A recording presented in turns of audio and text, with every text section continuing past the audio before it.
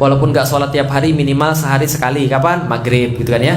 Minimal seminggu sekali. Kapan? Jumatan. Walaupun nggak sholat Jumatan sama sekali, minimal setahun sekali. Kapan? Ya kalau enggak minimal disolatin lah gitu kan ya. Masih ada insya Allah. Masyarakat beramar ma'ruf nahi munkar, ada atau tidak? Insya Allah ada NU, ada Muhammadiyah, ada Persis dan sebagainya. Semua kemudian kelompok-kelompok yang beramar ma'ruf nahi munkar. Yang sekarang MMI, FPI, HTI dan sebagainya. Dan semua amar ma'ruf nahi munkar ada pada kelompok-kelompok ini.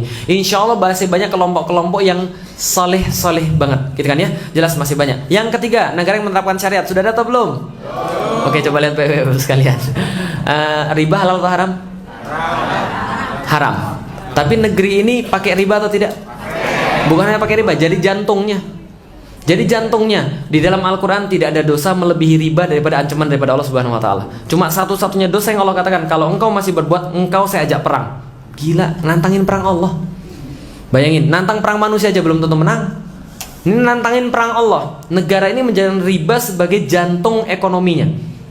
Kalau mau dibahas nanti kapan-kapan kita bisa bahas. Tapi jantung ekonomi daripada negeri ini adalah riba. Allah sudah bilang jangan, kita bilang ini harus.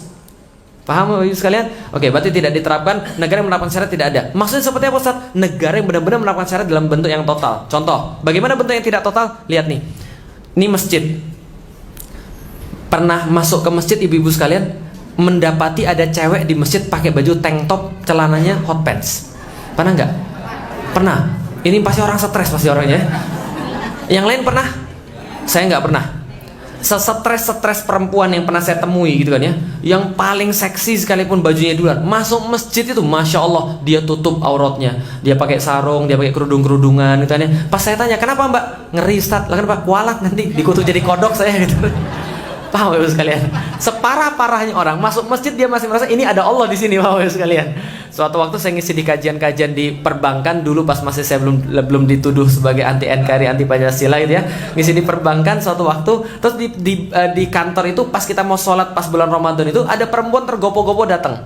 Bajunya seksi banget, masya Allah. Kok Ustaz lihat sih, kelihatan orangnya lagi sufu vakum gitu kan ya, kelihatan.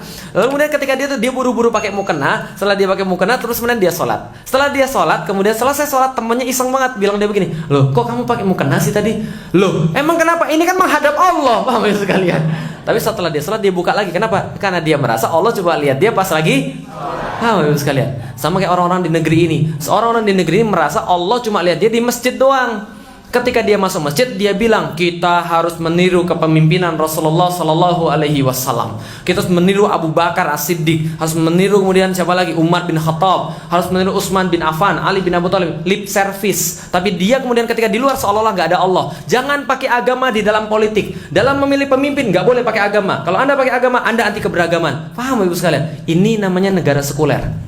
Negara yang kemudian membuang agama jauh-jauh dan dia cuma merasa Allah cuma ada di masjid. Bisa dipahami? Ini pemikiran asli hati-hati. Ini memang hati-hati sekali. Kenapa? Karena cuma menaruh Islam di tempat satu titik, sementara yang lain tidak. Ya tempat yang lain lebih tinggi ayat konstitusi daripada ayat-ayat Allah. Ya sudah, nanti kalau mati nggak usah ditalkin. Paham Ibu sekalian? Bacain aja ayat konstitusi biar kapok gitu kan ya.